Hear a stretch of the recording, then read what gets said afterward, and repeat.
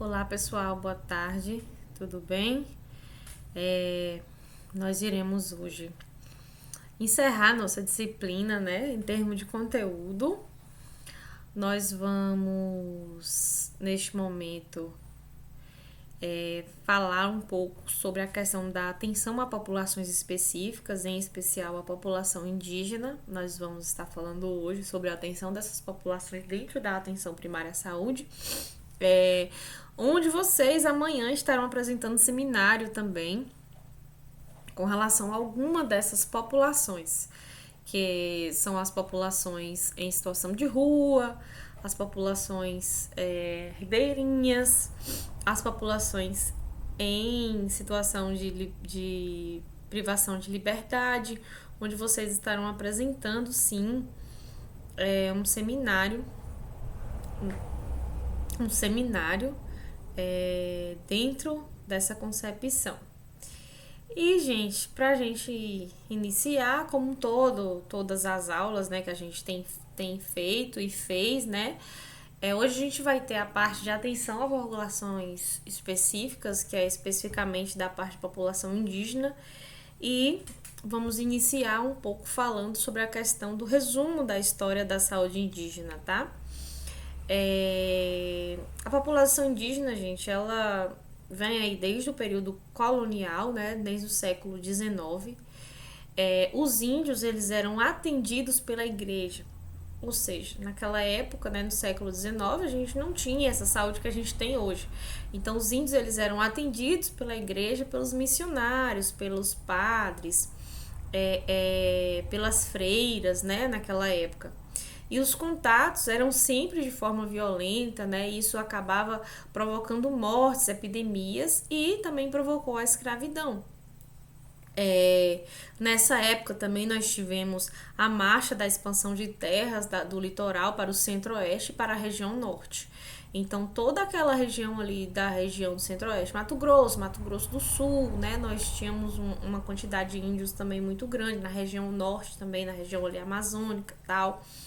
Então, a gente teve uma expansão, né, com relação a essas terras.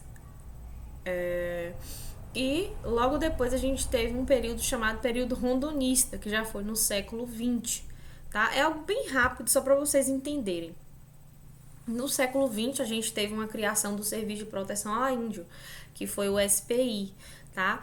E aí o Estado ele começa a participar efetivamente em defesa do índio nessa época, nesse período rondonista, né? Nesse início aí do século XX. E essa organização da assistência à saúde do índio, ela se dá de forma precária e descontínua.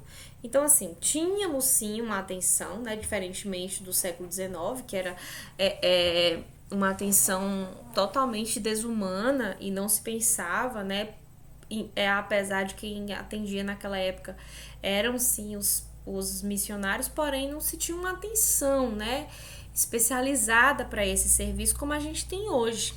E essa organização dessa assistência, ela foi de forma descontinuada, né? Então ela não seguiu à frente, não seguiu adiante. Porém, na década de 50, né, nós tivemos a criação dos serviços de unidades sanitárias aéreas, conhecidas como a SUSA, né, nessa parte de organização dos serviços. Pelo Ministério da Saúde, ela foi liderada por um médico sanitarista da época, Noel, tá? Essas atividades de ações básicas em saúde em áreas de difícil acesso, né? Essa parte de imunização, controle de tuberculose, malária, alguns procedimentos odontológicos, né? A participação de algumas universidades também surgiu justamente nessa década de 50, já no século 21, tá? As universidades que primeiro participaram, né? Foi a UFRG e a Unifesp. Então, assim, nós tivemos nessa fase atividades de ações básicas, principalmente essa parte de imunização. Se a gente lembrar, o calendário vacinal do índio, ele é um pouco diferente do calendário vacinal que a gente tem, até por conta da região em que vivem, as condições em que vivem. Então, a parte epidemiológica, ela muda um pouco. Então, as vacinas, elas também acabam mudando um pouco, tá? Na década de 60 e 70, nós tivemos a extinção do Serviço de Proteção ao Índio, a extinção do SPI, né? E nós temos a criação da Fundação Nacional do Índio, que é a FUNAI, que essa fundação ela era vinculada ao Ministério, tá? E a fundação ela passa a cuidar da saúde do índio, né? Toda essa questão do índio, de estatuto, da criação das equipes, né? Que teriam que atender ao índio, o atendimento para o índio de uma forma muito melhor e muito mais equitativa, individualizada e coletiva também. Então, nessa fase, a gente tem essa criação da FUNAI, a gente tem a criação do Estatuto do Índio em 1973, tá? Já no século XXI. A criação das equipes volantes de saúde, tá? Que eram compostas por médicos, enfermeiros e auxiliares de enfermagem. Então, não tinha a mesma dinâmica daquela questão da atenção que a gente tem hoje com relação aos agentes de saúde e tal. Mas, sim, tínhamos uma equipe volante para dar assistência para essa população que era tão marginalizada e de uma vulnerabilidade altíssima, tá? Atendimento também por demanda em caso de surtos e endemias, tá? Naquele modelo que a gente já conhece, que é o modelo campanhista, que é utilizado até hoje, que é aquele modelo que visa a questão de campanhas mesmo, onde há necessidade, o modelo campanhista ele vai lá, faz o serviço, pronto, acabou o serviço, bola pra frente. Aí quando tem a necessidade novamente de serviço, tipo campanha de vacina. Campanha de vacina, faz a campanha toda. Pronto, acabou a campanha, tá? Era esse tipo de atendimento dessa demanda. Na década de 80 e 90, nós temos as primeiras iniciativas para a criação de um sistema de saúde indígena, tá? Isso acontece em Brasília, em 1985, né? Foi o primeiro encontro de saúde indígena, né? Onde houveram as primeiras denúncias da precariedade da saúde indígena e da falta de assistência dessas pessoas. Então, vocês veem o tanto que demorou para o índio conseguir um pouco mais de espaço. Aí na 8ª Conferência Nacional de Saúde, tá, em março de 86, é proposta da criação do SUS, deliberação da criação do SUS vinculado ao Ministério da Saúde e a realização da primeira Conferência Nacional de Proteção à Saúde Indígena. Então, nessa época a gente ainda não tinha SUS, né? Nessa época de 1985, 1986, né? Nós estávamos na 8ª Conferência Nacional de Saúde, porém a gente não tinha um sistema de saúde ainda. Então, como é que a gente poderia defender uma classe se a gente não tinha um SUS ainda? Então, a gente teve a proposta da criação do SUS e logo após a gente teve essa questão do Ministério da Saúde vinculado e da primeira Conferência Nacional de Proteção à Saúde Indígena, tá? Ainda na década de 80 e 90, nós temos a realização dessa primeira conferência em proteção à saúde do índio, cuja proposta principal era o gerenciamento da saúde indígena vinculada ao Ministério da Saúde com a criação de um único órgão e participação dos índios, né, dos indígenas, na formulação da política, acesso dos índios ao SUS, né? Então, é aprovada a lei em 1988, né, a aprovação da Constituição Federal, das leis do SUS, que são as leis orgânicas do SUS, as leis 8.080 e a lei 8.142, que vocês já conhecem. Aí nós temos a edição do decreto, né, em 91, que é sobre a definição do atendimento da saúde indígena em Roraima, através de Distrito Sanitário Especial, que cria-se o DICEI, Yanomami, o primeiro DICEI do Brasil, tá? O que era esse DICEI, né, gente? Era justamente um distrito sanitário especial, né? Então, todos os DICEIs que nós temos hoje, que isso é uma coisa que a gente tem até hoje, eles são distritos sanitários especiais. Eu sei, por exemplo, em Xingu, nós temos uma quantidade de índios grande. Lá em Xingu é um DICEI, é um distrito sanitário especial. Então, lá são encaminhados médicos, enfermeiros, para cuidar daquela população indígena específica. E em 1991, nós temos aí o CNS, né, que aprova a resolução no dia 13/10/91, criando a Comissão Interinstitucional de Saúde Indígena, Ainda em 91 tem essa questão também da criação da Coordenação de Saúde do Índio, né, que é a COSAI, na Fundação Nacional de Saúde, né, e nessa época também a gente consegue realizar a 9ª Conferência Nacional de Saúde, onde é denunciada a péssima situação de saúde em que se encontram os povos indígenas. Então, a situação que os índios viviam, muito pior do que a gente viveu lá no passado, que eu expliquei para vocês, logo quando a gente viu a história da saúde pública, né, no nosso país, muito pior. Se pra gente era difícil, imagine para eles, muito pior. Era uma situação em que eles ficavam totalmente à mercê ali, sem conseguir um atendimento adequado. Então tinha que esperar mesmo para ter um atendimento de qualidade. Mais à frente aqui a gente vai ter, em 93, a realização da 2ª Conferência Nacional de Proteção à Saúde dos Povos Indígenas, tá? Que aconteceu no Goiás, em Lusiânia, onde a gente teve a participação paritária de delegados indígenas e não indígenas, ou seja, paritária, gente, é igual, 50% um, 50% outro. A gente tem a definição do modelo assistencial, tendo como base os DICEIs, né, com autonomia, que são os distritos especiais em atenção ao índio, com autonomia de realmente fazer aquilo que é necessário para o índio. E a gente tem também a criação da Portaria 57, que reconhece, né, como estrutura inicial para a organização dos DICEIs.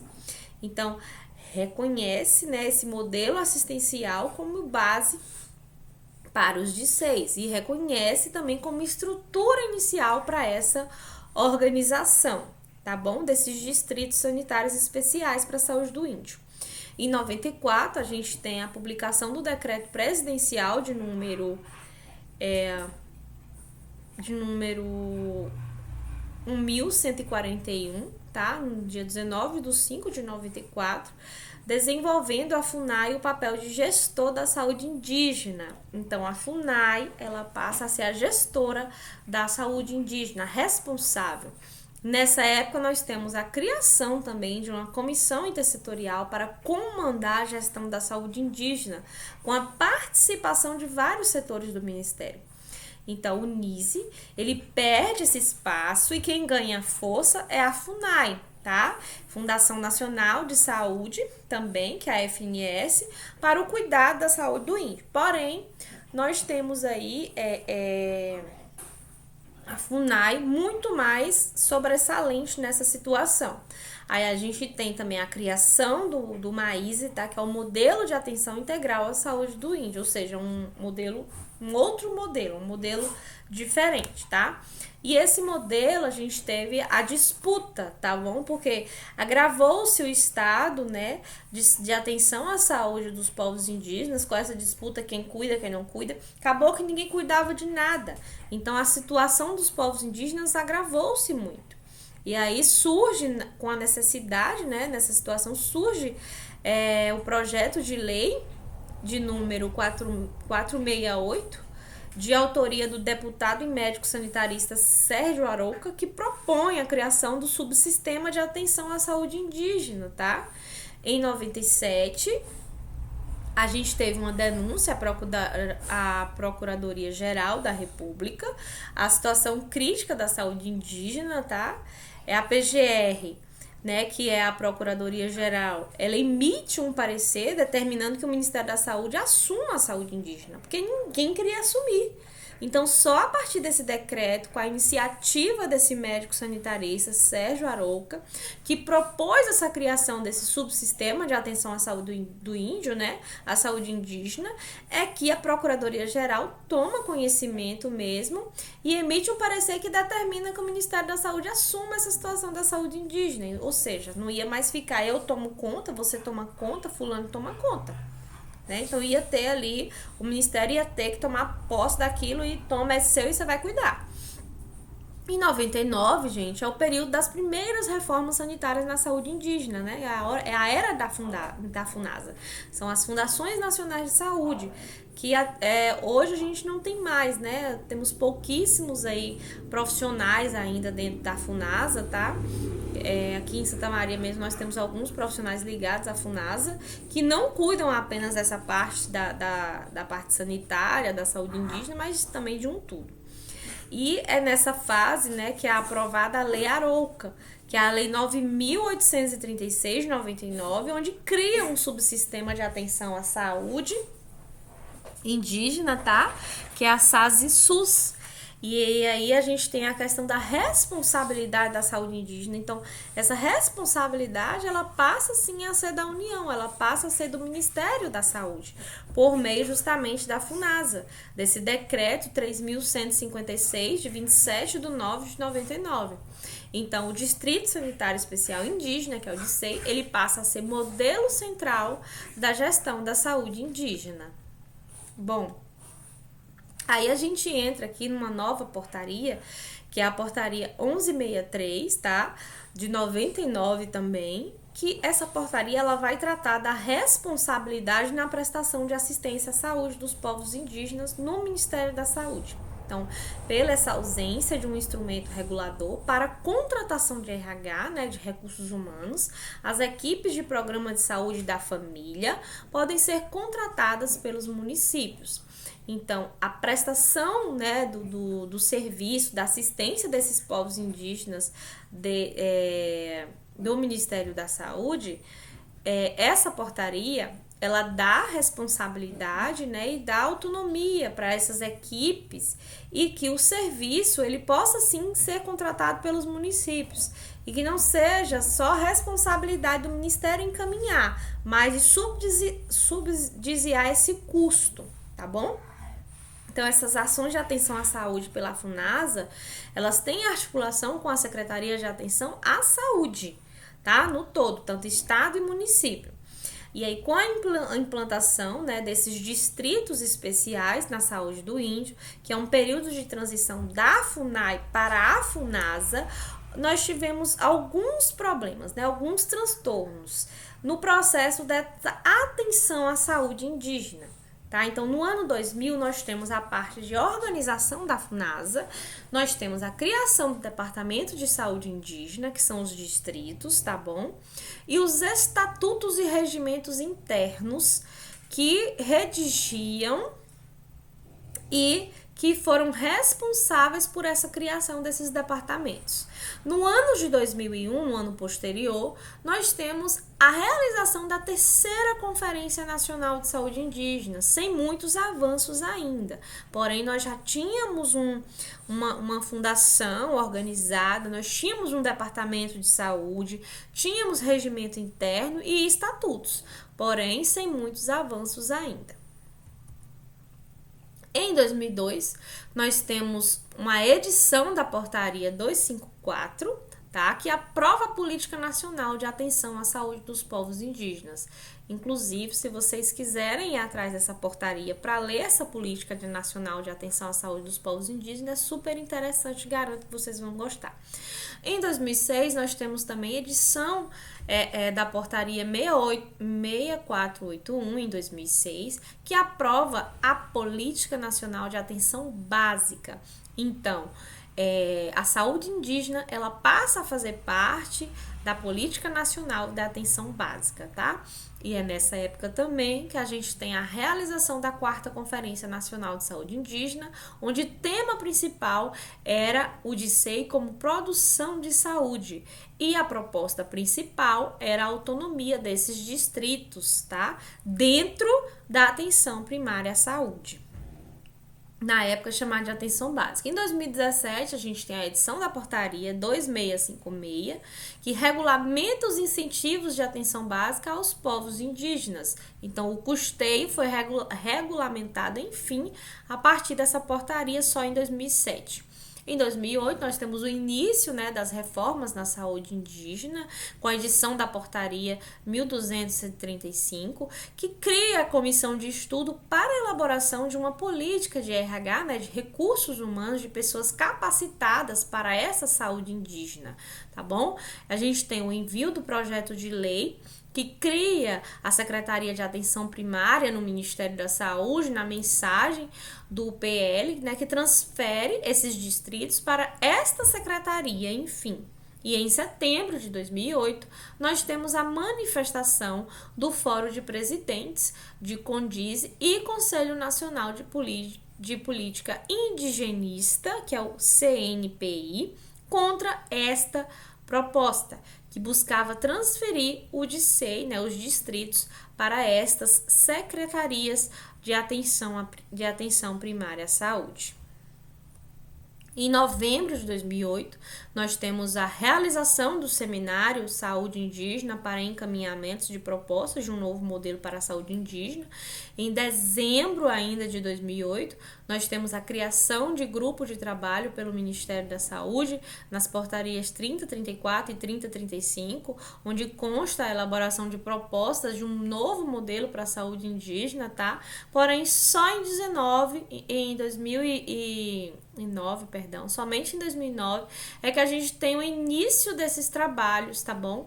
Na saúde indígena, que é onde a gente tem os grupos de trabalho que são ali preocupados realmente em fazer saúde indígena. Então, nós tivemos realização de seminários regionais, sendo estes a autonomia, né, desse distrito, que é aí uma luta desde ali da década de 50, essa luta por esses distritos, a criação da Secretaria Especial de Saúde Indígena, a gente tem nessa época também, nesses grupos de trabalho, a transição da saúde indígena da FUNASA para o Ministério da Saúde, enfim, edição do Decreto Presidencial 6.878 de 2009, onde a gente consegue a autonomia dos DICEI.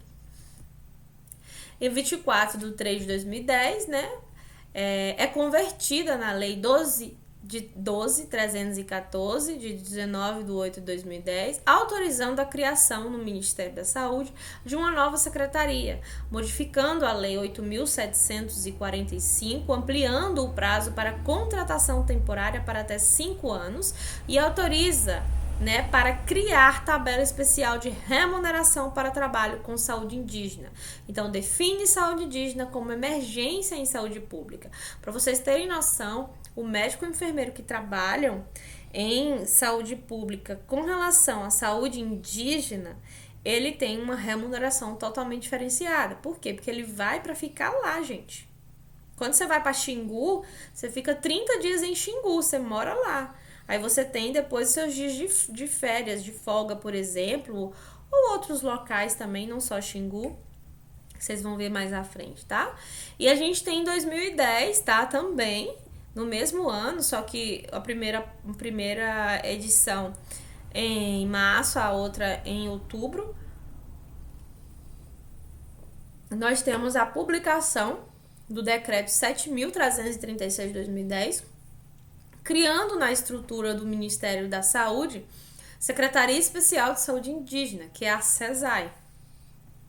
E aqui nós temos a estrutura organizacional no Decreto 7.336, de 19 de 10 de 2010. Aqui vocês têm toda a estrutura de como funciona a saúde, tá? A gente tem aqui as entidades vinculadas, todas as entidades vinculadas, gabinete do ministro, o Ministério da Saúde está aqui. Nós temos órgãos colegiados, secretaria executiva do conselho. Porém, nós temos aqui, Secretaria de Atenção à Saúde, Secretaria de Gestão do Trabalho, Secretaria da Ciência, Tecnologia e Insumos, Secretaria da Gestão Estratégica e Participativa, Secretaria da Vigilância em Saúde e Secretaria Especial de Saúde Indígena.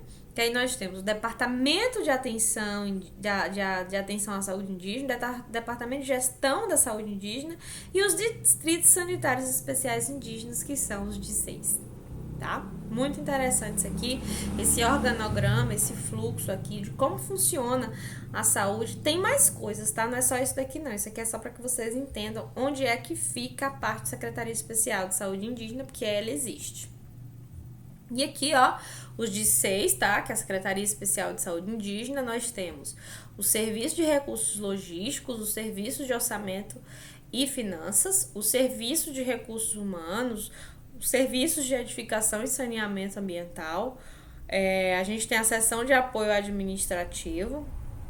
Dentro desse a gente tem o escritório local, divisão de atenção à saúde e a casa de saúde do índio. Então, tudo isso aqui faz parte dos DISEIs, que são os Distritos Sanitários Especiais Indígenas. E aqui nós temos, gente, agora as competências dessa Secretaria Especial de Saúde Indígena. Então, a gente vai ter as competências, tá, dessa saúde especial da saúde indígena, que a gente vai ver aqui agora, tá? Que uma delas, a primeira delas é coordenar a implementação da Política Nacional de Atenção à Saúde dos Povos Indígenas mediante gestão democrática e participativa, coordenar o processo de gestão do subsistema de atenção à saúde indígena para a proteção, a promoção e a recuperação da saúde dos povos indígenas, orientar o desenvolvimento das ações da atenção integral à saúde indígena e de educação em saúde segundo as peculiaridades, perfil epidemiológico e condição sanitária de cada distrito sanitário especial indígena, em consonância com as políticas e programas do Sistema Único de Saúde, SUS, ou seja, tudo é de acordo com o SUS. Coordenar e avaliar ações de atenção à saúde no âmbito do subsistema de saúde indígena. Então, é tudo que a gente já conhece, só que tudo voltado para uma Secretaria Especial de Saúde Indígena, tudo dentro dos conformes na Lei 8.080, 8.142, tudo que é preconizado pelo Ministério da Saúde. Além disso, nós temos aí, dentro dessa questão da Secretaria Especial de Saúde Indígena, o artigo 42, que fala sobre as competências da SESAI, tá? Que nós vamos ter promover a articulação e a integração com os setores governamentais e não governamentais que possuam interface com a atenção à saúde indígena. Além disso, promover o fortalecimento e apoiar o exercício do controle social no subsistema de atenção à saúde indígena por meio de suas unidades organizacionais, identificar, organizar e disseminar conhecimentos referentes à saúde indígena e, por último e não menos importante, estabelecer as diretrizes e critérios para o planejamento, para execução, monitoramento e a avaliação das ações de saneamento ambiental e de edificações nos distritos sanitários especiais indígenas. Então, as competências da SESAI são todas essas. Aqui na frente, nós vamos ter das unidades desconcentradas no artigo 45, que fala dos distritos sanitários especiais indígenas, nós vamos ter que eles são subordinados à Secretaria Especial de Saúde Indígena e compete coordenar, supervisionar e executar as atividades do subsistema de atenção à saúde indígena do SUS, criado pela Lei 9.836, de 23 de setembro de 1999, nas suas respectivas áreas de atuação. Então, vocês vão ver que o SUS ele é criado aí em 90, tá? E em 99 a gente tem a criação da Lei 9.836, das suas respectivas áreas de atuação, e somente aí no artigo 45 os distritos sanitários especiais eles passam sim a fazer parte da Secretaria Especial de Saúde Indígena e serem consideradas unidades realmente necessárias, onde tinha, né, que coordenar, supervisionar e executar essas ações importantes inerentes ao índio. A gente vai ter aqui agora a questão do perfil dos gestores do subsistema de atenção à saúde indígena, tá? Que foi acordado em reunião do Fórum de Presidentes e Lideranças Indígenas nos dias 21 e 22 de outubro de 2010, então não é uma realidade tão distante, tá? Isso tem 12 anos praticamente. E as pessoas, para serem designadas para a ocupação dos cargos de gestores do subsistema de atenção à saúde indígena, da CESAI, dos escritórios locais e polos base, eles devem atender os seguintes requisitos mínimos. Ele tem que ser servidor público, indígena e não indígena, federal, podendo ser estadual ou municipal, oficialmente cedido para exercer a função de gestor. Os casos não enquadrados no item 1 serão avaliados pela CESAI, desde que comprovada experiência de pelo menos 3 anos de gestão em saúde pública, saúde indígena ou em gestão de política indigenista. E o perfil do chefe, tá? Ter experiência técnica e administrativa comprovadas, ter experiência em saúde indígena ou de gestão em saúde pública ou de gestão no âmbito da política indigenista comprovada e preencher os critérios de idoneidade definidos pela legislação e pelo governo federal. E aqui a gente vai ter a questão no quadro dos povos indígenas, tá? Onde a gente vai ter a distribuição dessa população indígena, tá? Nos 26 estados e no Distrito Federal. Então, em 438 municípios, 11% de médio porte, acima de 80 mil habitantes, 50% de pequeno porte, menos de 20 mil habitantes. Vivem em 611 terras indígenas, 64% regularizadas, 18% em estudo, moram em 4.774 aldeias, são 220 povos, ocupam 107 milhões de hectares de terra, ou seja, 12,6% do território nacional, e sua população, né, no último ano que foi feito o censo, no censo de 2010, é de 817 mil índios. E se vocês verem, vem a diferença de 2.000 e 10 anos após, tá? Então, de 306 mil passamos para 817 mil. E uma coisa super interessante, os índios, eles foram muito colonizados, né? Então, eles falam mais de 170 línguas, tá? Aqui a gente vai ter, na figura 1, um crescimento da população indígena cadastrada, tá? Um total aí por região no período de 2000 a 2008, tá? O gráfico mais recente que a gente tem da FUNASA. Então, vocês veem que é um crescente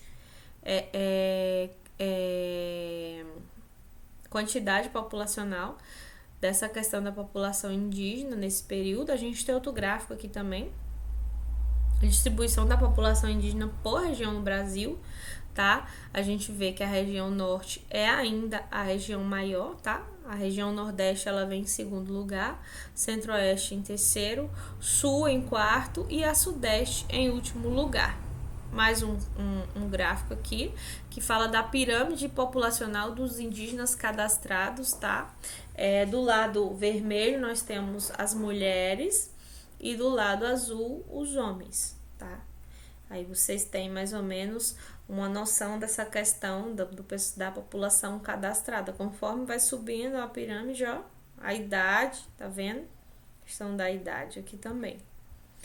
E a gente tem aqui agora a organização atual dos subsistemas de atenção à saúde indígena, tá? Que é o SAS e SUS. São os distritos sanitários especiais indígenas, tá?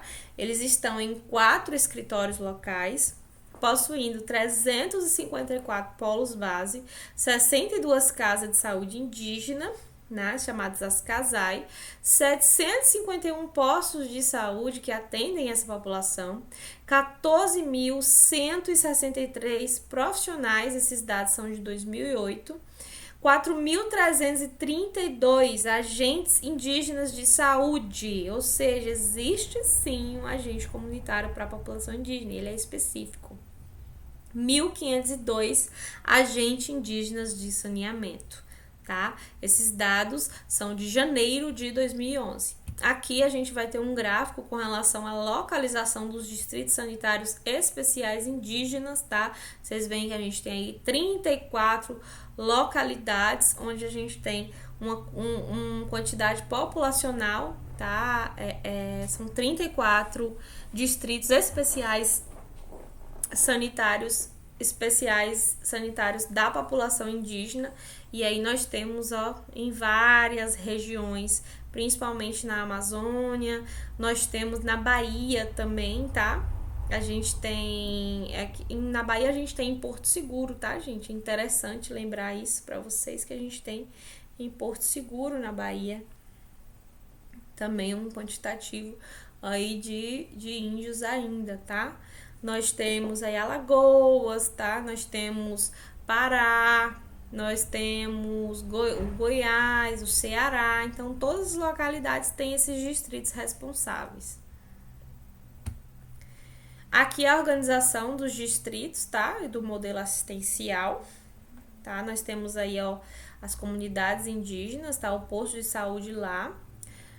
Tá vendo que são várias comunidades indígenas? Aí vão ter aí o polo base, a casa do índio e a referência do SUS. Então, essa aqui é a rede assistencial específica dos povos indígenas. Então, aqui é a organização desses distritos, mais o modelo assistencial vigente para eles. Aqui nós temos a operacionalidade da saúde indígena na região amazônica legal, tá? Nós temos, só dá para ir via barco. Então, por exemplo, no Vale do Javari, de 2 a 12 dias para o acesso às aldeias. Você só pode ir de barco, não tem outra forma de acesso. Então, de 2 a 12 dias para chegar, para ter acesso a essas aldeias. Na aldeia Guató, Mato Grosso do Sul, cerca de 12 horas, e no Parque do Xingu, cerca de 12 horas para ter acesso de barco a barco. Acesso somente por via aérea, nós vamos ter os povos de Yanomami, em Roraima, região do Tumucumapi, no Amapá, Caiapó, no Pará, tá? Que é a aldeia Baú. E via terrestre nós temos a maioria das aldeias, tá? Nós temos aí os principais agravos na população indígena. Na região norte nós temos aí a malária, que não é só na região indígena, mas não é só na população indígena, mas em toda a população da região norte, né? Um agravo muito ascendente nessa região, e os povos indígenas não seriam diferentes. A questão da desnutrição, na questão ali no Mato Grosso do Sul, nos povos Chavantes, Guarani e Caiová, nós temos também bastante. A questão da tuberculose, diarreias, tá? E as infecções de vias respiratórias aéreas superiores, nós vamos ter a maioria das aldeias em sua totalidade. As hepatites virais no Vale do Javari, leishmaniose e oncocercose no Yanomami, as parasitoses principalmente no centro-oeste do país. Aqui a gente tem um coeficiente de mortalidade infantil entre as crianças indígenas menores de 1 ano, entre os anos de 2000 e 2008. Então, a gente percebe um quantitativo menor comparado a 2000 a 2008, justamente por essa qualidade na assistência aos povos indígenas. E aqui nós temos o planejamento estratégico, tá? No Ministério da Saúde, onde tem alguns objetivos, tá? Por parte da Secretaria Especial de Saúde Indígena, que é justamente para melhorar a situação, tá? A situação da saúde dessa população. Então, no objetivo 7, a gente vai ter a implementação, implementar o subsistema de atenção à saúde indígena, articulado com o SUS, baseado no cuidado integral, observando as práticas de saúde e as medicinas tradicionais com controle social, garantindo o respeito às especialidades culturais. Nós temos, ainda no objetivo 7, aí nós vamos ter os produtos prioritários para 2011. Lembrando, gente, que isso aqui foi o último que teve, tá? E esses produtos prioritários foram para 2011. Em 2022, vai ter novamente. e teremos novos produtos prioritários. Então, em 2011, nós tivemos a política de assistência farmacêutica, incluindo as práticas de saúde e as medicinas tradicionais, que foi elaborada e aprovada. Obras contratadas de abastecimento de água, sendo 153 implantações e 270 ampliações ou reformas para beneficiar 185 aldeias. Obras iniciadas das construções das novas Casai de Montes Claros, Minas Gerais, Campinápolis, em Mato Grosso, e obra concluída em Barra da Garça, Mato Grosso, Canarana, Mato Grosso e Manaus, Amazonas. Os polos base do Vale do Javari, Vida Nova, São Luís, né? E Pernambuco, 31. E Casai de Atalaia do Norte, reformados. Então, grandes avanços, né? Nessa questão aí dos prioritários. Terrenos negociados com as prefeituras de São Paulo, né? E o governo do Distrito Federal para a construção do Casai. Então, mapa sanitário indígena construído em todos os DICEI. Os 34 DICEI reorganizados e estruturados com pelo menos 15 DICEI em funcionamento pleno. Monitorar os DICEIs, Vale do Javari, Chavante, Alto Rio Negro, Alto Rio Solimões, Médio Rio Solimões, Manaus, Parintins e Médio Rio Purus, concluir a transição da gestão de saúde indígena da FUNASA para o Ministério da Saúde, SESAI. E aqui, gente, ó, foram as ações ligadas, tá, ao objetivo, então, 2.272, sendo gestão e administração do programa, 4.641, publicidade e utilidade pública. Isso tudo de 2012 a 2015, tá? Então, aqui, a iniciativa que a gente vê na questão da implementação do modelo da atenção integral, né, que foi sentado nessa linha de cuidado, tá? Na ação orçamentária de promoção, vigilância, proteção e recuperação da saúde indígena, como meta de 2012 a 2015, tá? Estabelecer contratos de ação pública com os estados e municípios com serviços de média e alta complexidade da área de abrangência. Então, a gente vê que na atenção primária já funciona, então falta ainda funcionar de uma forma melhor nos serviços de média e alta complexidade. A implantação do sistema de regulação também, os estados até 2015, municípios, realizar a 5ª Conferência Nacional até 2013, vocês veem que é uma matriz de intervenção do que precisa ser feito, né? Algumas coisas foram feitas, sim, e aqui nós temos a meta para 2022, que vai acontecer no ano que vem ainda, tá? Aqui, posteriormente, nós temos a questão do apoio desses 34 distritos para reorganizar o processo de trabalho com base na linha de cuidado integral, valorizando a medicina tradicional indígena até o ano de 2015, tá? Algumas coisas foram cumpridas, sim, até 2015. A questão da implantação e implementação desses DICEI nos programas de controle das doenças transmissíveis com relação do perfil epidemiológico da população indígena. A questão da ampliação da cobertura vacinal, vocês veem que a cobertura vacinal da população indígena e a vacinação da população indígena, ela é diferente. Ela não é igual à nossa vacinação. Então, os índios, eles têm vacinas a mais, né, que a gente. Se vocês olharem, por exemplo, colocar na internet vacinação indígena, vocês vão ver que é bem diferente da nossa. Implantar, né, a questão e implementar as ações de promoção em segurança alimentar e nutricional também, até o ano 2015. Aqui nós temos a questão da implantação do controle de doenças de agravos não transmissíveis, tá? Considerando o perfil epidemiológico. A implantação da política de saúde mental, tá? Para essa população também. A questão da rede Segum, ou seja, implantar tudo que já existe no SUS, só que dentro da população indígena, dentro dessa política de atenção à saúde indígena, dentro da Secretaria Especial de Saúde Indígena, da SESAI. Tá? Além da questão da criação, né, da implementação, porque já existe, do programa de câncer de colo de útero e câncer de mama, PCCU, em todos esses de SEI responsáveis. A questão da implantação do programa Brasil Sorridente, a elaboração do plano de educação permanente para essas equipes multidisciplinares que atuam na atenção dessa população especial. As obras, né, de manter o sistema de abastecimento de água dessas aldeias, universalizar esses serviços, aí você já tem aqui a meta para 2022, tá? Universalizar esses serviços para essa população, iniciar as obras de melhorias sanitárias nessas aldeias, tá? E universalizar os serviços de melhorias sanitárias dessas aldeias, ou seja, já foi cumprido isso daqui. Então, nós temos já a meta para 2022.